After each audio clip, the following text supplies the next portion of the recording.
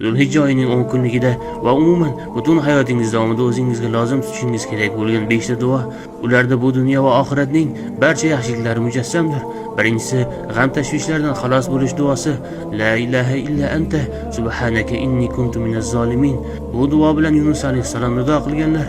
Shunda Alloh taolo u zotni kit qonidan najotga chiqargan. Ikkinchisi, rizq va pokiza juft so'rash duosi. Robbi inni lima anzalta ilayya min khayrin faqir.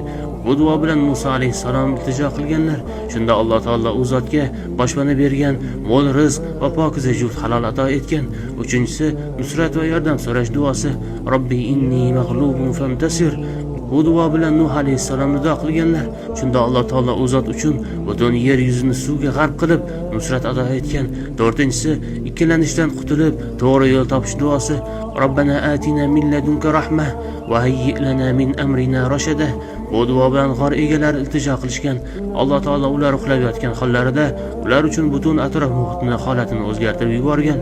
Beshinchisi, barcha ishlarning o'nglanishini so'rash duosi.